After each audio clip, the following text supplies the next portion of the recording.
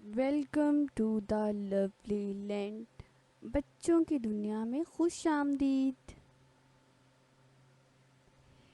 ایک دفعہ کا ذکر ہے کہ دو بطخیں ایک ہی جنگل میں اکٹھے رہتی تھیں۔ ایک بہت چالاک تھی، وہ ہمیشہ دوسری پر حکم چلاتی رہتی اور دوسری اس کی باتیں ہی سنتی رہتی۔ جو سفید بطخ تھی وہ بڑی چالاک تھی، اسے سارے گاؤں کا پتہ تھا، اور جو پیلی بطخ تھی وہ تو نئی آئی تھی جنگل میں، اسی لیے اسے اتنا نہیں پتہ تھا۔ وہ دونوں خوب کھیلتی رہتی، سارا دن کٹھے کھیلتی اور کٹھے رہتی تھیں۔ پھر ایک دن ایسا ہوا، پیلی بطخ سفید بطخ سے بہت تنگ آ گئی۔ اس نے سوچا کہ میں ہمیشہ اس کی باتیں ہی کیوں مانتی رہوں، میں کچھ اپنی مرضی سے بھی تو کروں نا۔ پھر جب رات ہوتی ہے تو وہ دونوں سو جاتی ہیں، اور جب سفید بطخ سو جاتی ہے تو پیلی بطخ اسے دیکھ کر بھاگ جاتی ہے۔ سفید بطخ سوئی رہتی ہے، جب وہ اٹھتی ہے وہ دیکھتی ہے تو پیلی بطخ نہیں ہوتی، وہ رونے بیٹھ جاتی ہے۔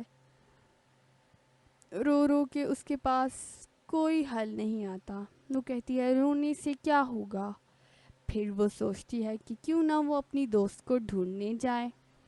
پھر وہ اسے ڈھونڈنے کے لیے جاتی ہے۔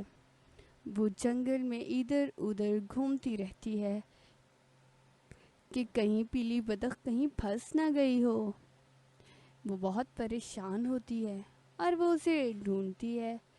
پھر وہ ندی کے دوسرے پار جاتی ہے اس کو ڈھونڈنے کے لیے۔ بطخ جب وہاں سے جاتی ہے تو آگے بہت زیادہ ہی گھنے جنگل آ جاتے ہیں۔ وہ تھوڑا تھوڑا ڈرتی بھی ہے لیکن وہ ہمت سے کام لیتی ہے۔ پھر وہ آگے کو بڑھتی جاتی ہے۔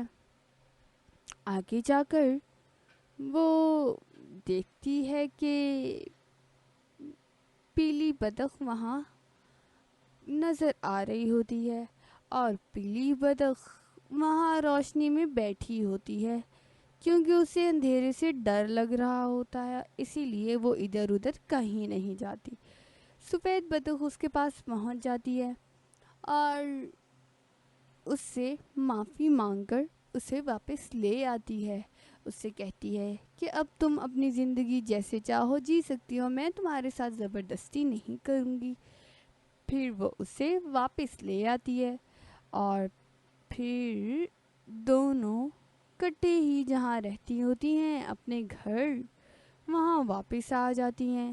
اسی طرح دونوں بطخیں کٹھے رہتے رہتے بڑے ہو جاتی ہیں اور کٹھے ہی تالاب کے پاس رہتی ہیں۔ وہاں کبھی پانی میں اچھلتی کودتی ہیں اور کبھی گھاس میں کھیلتی ہیں۔ پھر یہ ہمیشہ دوست ہی رہتی ہیں۔ Subscribe my channel and like the video.